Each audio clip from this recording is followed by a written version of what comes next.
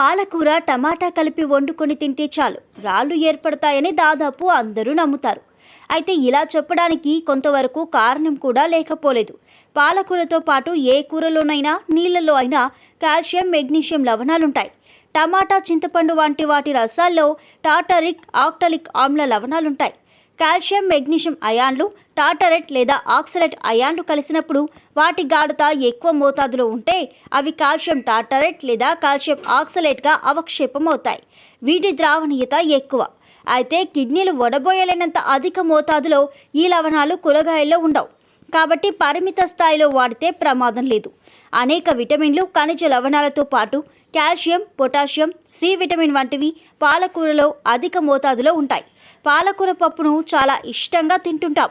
పాలకూరలో ఆక్టలేట్ అనే సేంద్రియ కారకం అధికంగా ఉంటుంది. ఇది ఇనుము లవణాల్లోనూ కాల్షియం లవణాల్లోనూ కలిసి ఐరన్ ఆక్సలేట్, కాల్షియం ఆక్టలేట్గా ఏర్పరిచే స్వభావం ఉంది. అలాగే టమాటాలో కూడా ఎన్నో విలువైన ఖనిజ లవణాలు, విటమిన్లతో పాటుగా ఆక్టలేట్లు ఉంటాయి. ఇందులో కూడా పొటాషియం పరిణామం బాగానే ఉంటుంది. అందువల్ల టమాటా కూడా ఆరోగ్యరీత్యా అద్భుతమైన కూరగాయ. పాలకూర, టమాటాల్లో అధిక మోతాదులో ఉన్న ఆక్టలేట్లు మన రక్తంలో ఉన్న కాల్షియం, ఇనుము లవణాలను ఆయా ఆక్టలేట్లుగా మార్చే పరిస్థితి ఉంది. కిడ్నీలో రాళ్ళు ఏర్పడడం వింటుంటాం. ఆ రాళ్లలో ఉండేవి ప్రధానంగా కాల్షియం సిట్రేట్లు, కాల్షియం ఫాస్ఫేట్లు, కాల్షియం ఆక్టలేట్లు. రక్తంలోనూ మూత్రంలోనూ సరైన మోతాదులో నీటి శాతం లేనట్లయితే రసాయనికంగా ఆక్టలేట్ల పరిమాణం, ఫాస్ఫేట్ల పరిమాణం మోతాదును మించి ఉంటే అవాంఛనీయంగా కిడ్నీలో రాళ్ళు ఏర్పడే ప్రమాదం ఉంది. మోతాదును మించితేనే ప్రమాదం.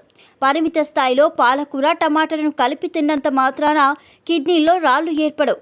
అయితే రోజు నీళ్లు ఎక్కువ తాగితే ఈ ప్రమాదం ఉండదు. For more interesting videos and updates, please subscribe to our channel.